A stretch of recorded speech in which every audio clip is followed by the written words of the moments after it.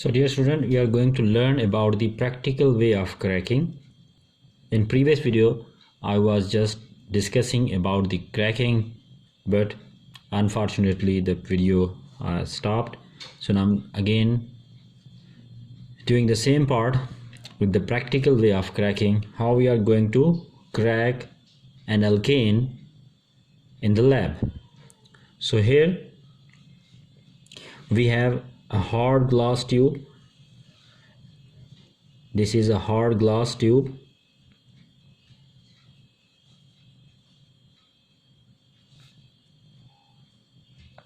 Then we have to place a mineral wool that is soaked with, this is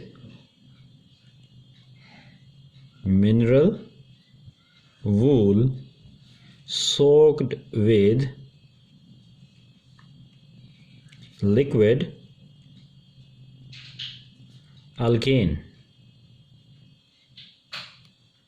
Then we have to place some catalyst which may be in the form of broken bricks, which may be in the form of, you can say, broken bricks. Then we have to pass a connecting tube or a delivery tube like this into a water bath or a trough that is further having some water in it, and over that we have to invert a test tube. We have to invert a test tube filled with water. Then we have to lock or place a bung in such a way that the glass tube gets sealed like this. Now we have few questions to discuss. First of all, examiner may ask you to show with an arrow where we have to supply heat.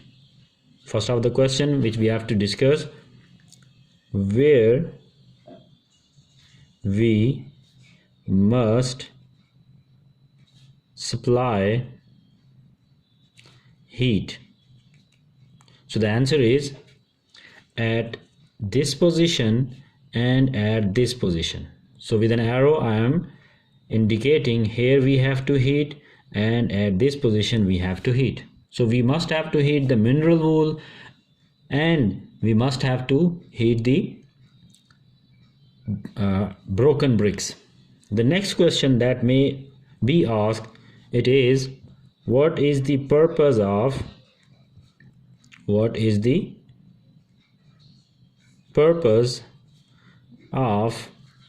mineral wool? So the simplified answer for this question is we have to say that the purpose of the mineral wool here is to hold the liquid alkane. The answer is to hold the liquid alkane. Got it? So the purpose of the mineral wool is to hold the liquid alkane so that it may not get splashed or spread out. Then what is the purpose of the broken bricks? The next question that may be asked, that is, what is the purpose of broken bricks? So we have to say broken bricks are made up of silicon dioxide, and silicon dioxide is needed in the process of cracking as a catalyst. So the purpose of the broken brick is it contains silicon dioxide which act as a catalyst. Broken bricks contains silicon 4 oxide which act as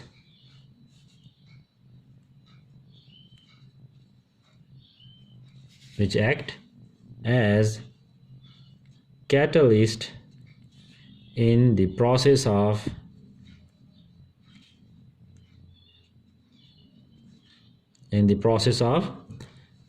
cracking or catalytic cracking. Got it? Now, why it was used in the form of broken? So that we have broken means have more surface area, have more surface area. Clear?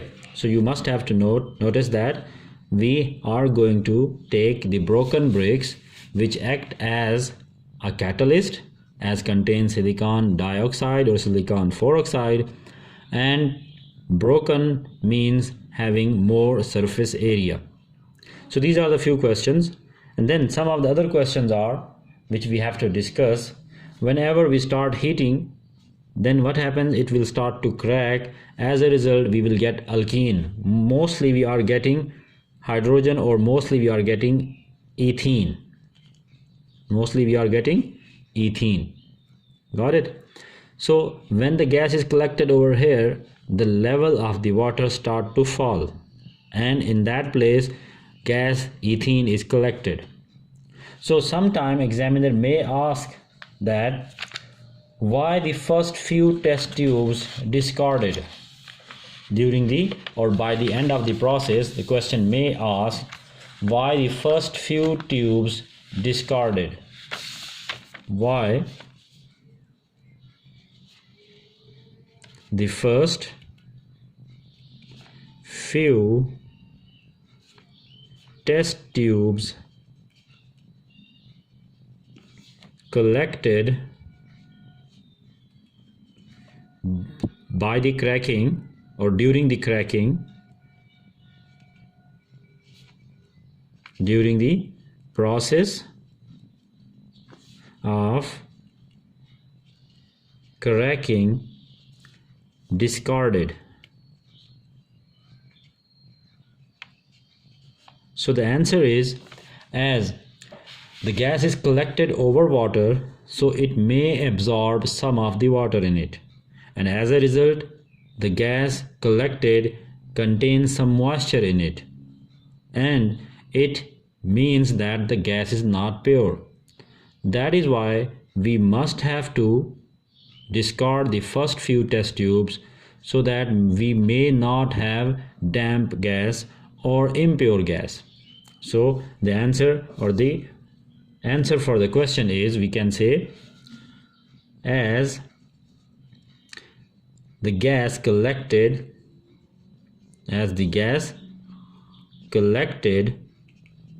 over water may contaminated with moisture. Over water may contaminated with moisture, or it may contain some moisture. As a result, the gas may not be dry, it may be impure.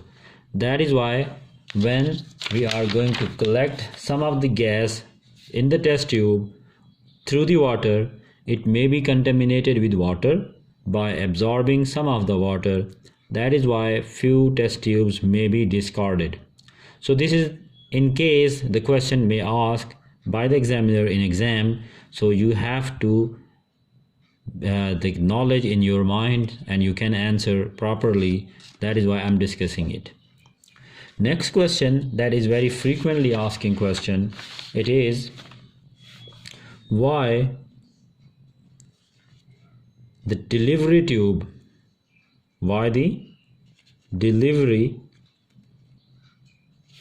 tube must removed before removing the heat.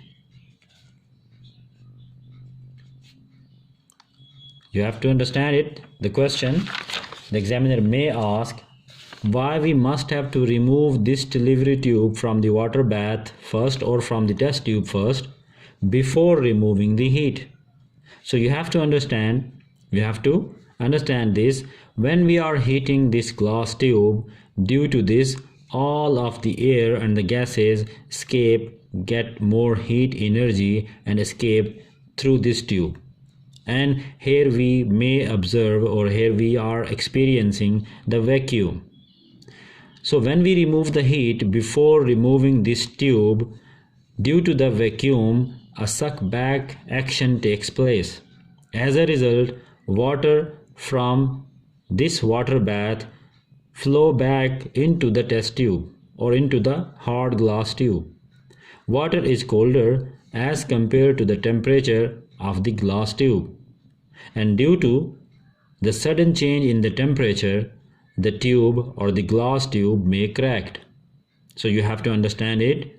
Due to the flow back action of the water and the sudden change in the temperature of the glass tube may crack. So it is advised to remove the delivery tube first, then remove the heat. Okay, so I'm going to write the answer for you, so you have to keep it in mind, so that water in the water bath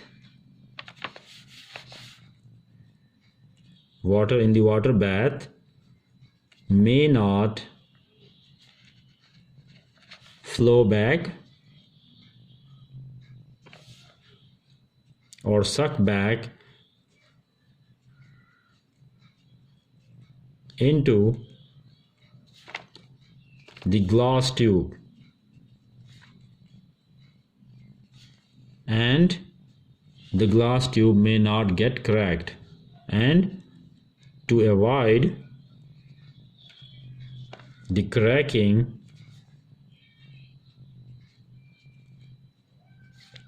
of glass tube due to the sudden change in temperature,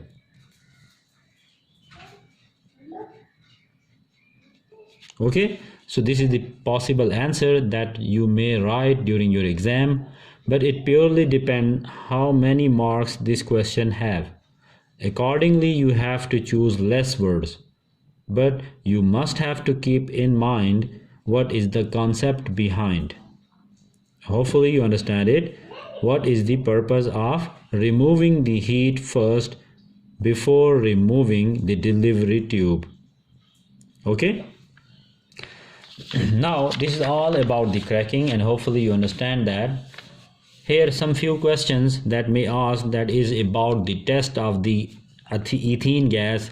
If examiner asks you to confirm that the gas collected in the tube is ethene, then we may perform the test of the bromine water and the bromine water gets decolorizes and it confirms the presence of the ethene as well.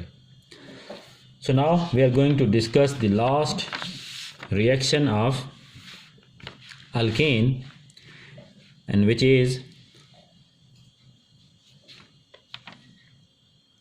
the substitution reaction of alkane.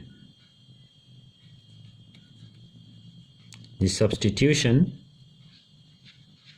reaction of alkane with halogens. The halogens group 7 elements. So as we know that alkanes are saturated hydrocarbons. Alkanes are saturated hydrocarbons, means they have carbon to carbon single covalent bond. That is why they undergo only, therefore alkanes undergo substitution reactions. Therefore, the alkanes undergo substitution reactions in presence of, so we are going to discuss about the halogens, reaction of the halogens with alkanes. So we have to say, in presence of UV light,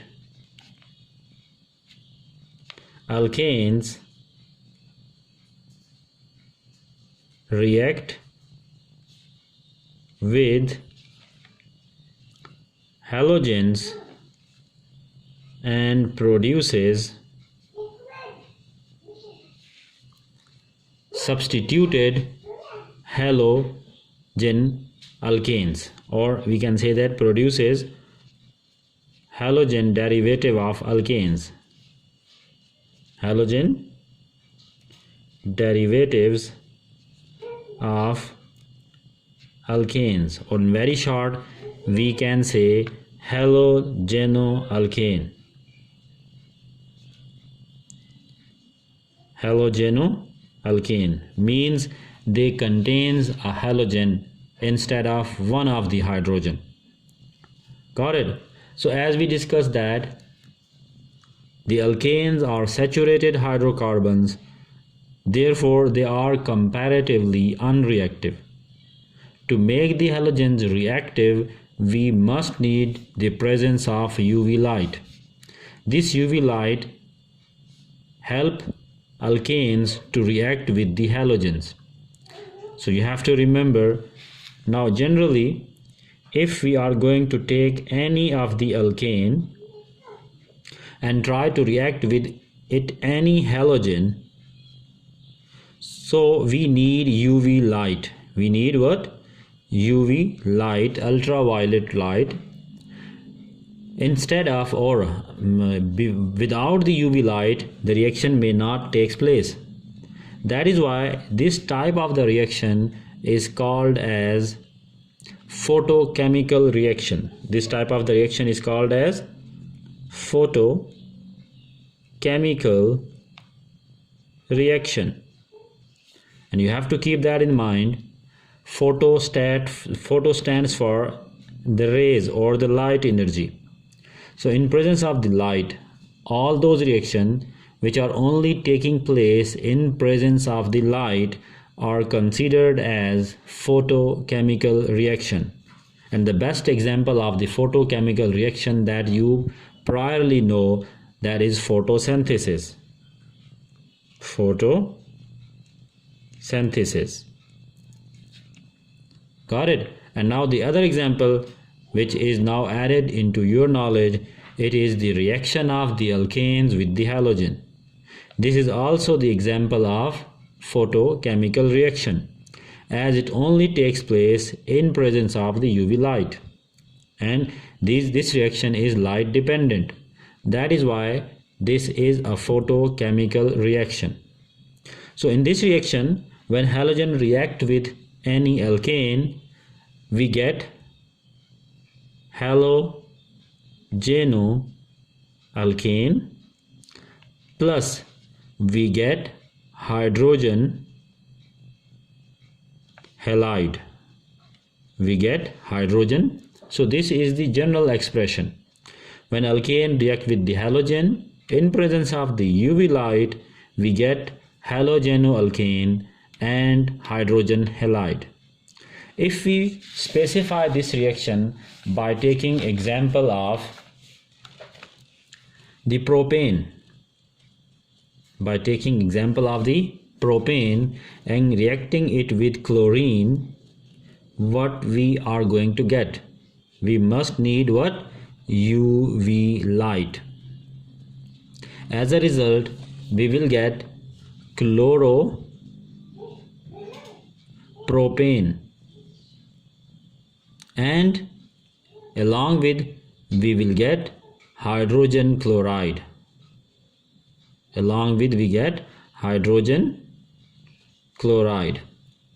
To understand this reaction properly, I am going to write this reaction in displayed form. So you have to consider how we are going to write the displayed formula of propane. And for this, I'm again advising you all, please repeat or go for the videos, the videos in which we discuss the naming and the structures of alkanes. So this is the displayed formula of propane, and in this formula now we have to write the chlorine. Chlorine is bonded to another chlorine.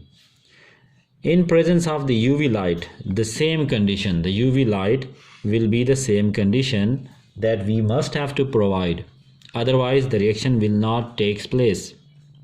Then one of the chlorine will replace one of the hydrogen from the alkane. One of the chlorine or the halogen replaces or removes the hydrogen from the alkane. As a result, you can see hydrogen and chloride will combine to produce HCl, and this empty bond will be filled with this chlorine. This chlorine atom will fill up the place of the hydrogen that is empty due to the removal of hydrogen by the chlorine atom. As a result, what we get? We will get this situation. Here we are attaching the chlorine, and all the other bonds remains the same. So this is called as chloropropane. This is called as what? Chloropropane, or we may name it as 1-chloropropane. Now instead of the 1-chloropropane, you have to understand it. This chlorine may remove one of the hydrogen from the middle carbon atom. When this is happening, or when this happens, what we get instead of or along with the 1-chloropropane, we definitely get 2-chloropropane. So please try to understand that the chlorine atom may replace or may remove one of the hydrogen from any carbon atom. If the hydrogen atom removed from the carbon 1, then the molecule we get will be 1-chloropropane. And if this chlorine is replacing the hydrogen from the central carbon atom, from the second carbon atom, then we will get 2-chloropropane. And the formula will be like this. Chlorine will be attached to this carbon, and all the other bonds remains the same. So that is why examiner may ask you a question: when halogens react with the alkanes containing 3 carbon atoms or more, the product form is not pure. The question may be asked that. The question: when chlorine or the halogen react with the alkanes that contains minimum 3 carbon atoms, the product form may not be pure. So what is the possible answer or the logic or reason why the product we get are not pure? So you can see easily, when chlorine is reacting with the propane, we get 3 products. We get HCl, we get 1-chloropropane, we get 2-chloropropane. As a result, in the mixture we have these 3 molecules. So you can notice that, or you have the knowledge that whenever we have 2 different compounds in one vessel, that will be called as a mixture, and mixture is not pure. The definition of the pure substance is that when something is made up of same type of the particles. But in this combination we have 2-chloropropane, which is the isomer of 1-chloropropane, and we also having HCl in the given situation. That is why we can say that the product obtained are not pure. So please try to understand what are the reactions. Now I'm quickly reviewing the reactions of alkane. So first of all, we discussed in the previous video that the reactions of alkanes. First of all, we discussed the combustion reaction of alkane, in which we learned that alkanes combust in presence of excess supply of oxygen or air and produces carbon dioxide and releases steam or water. If the air is not excess, then we get carbon monoxide instead of the carbon dioxide. Then we discussed the cracking of alkanes and we discussed the definition. You can watch the video in which the part where we are going to discuss the cracking of alkane in detail, the conditions and the temperature and the catalyst. These are the important things which you have to keep in your mind while answering the question or the topical papers or the yearly papers. So this is the combination which we get, or any other combination can also be obtained, but keep that in mind. When you crack any alkane, the product must have same number of the carbon and hydrogen atoms as the parent molecule which is cracked. Then we discussed the practical way how the alkane is cracked.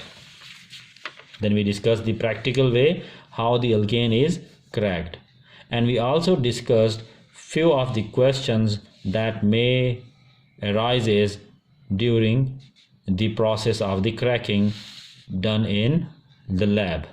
So you have to go or you have to watch the video properly in the part where I am discussing about the cracking practically and some of the related questions that can be asked in the practical way of cracking.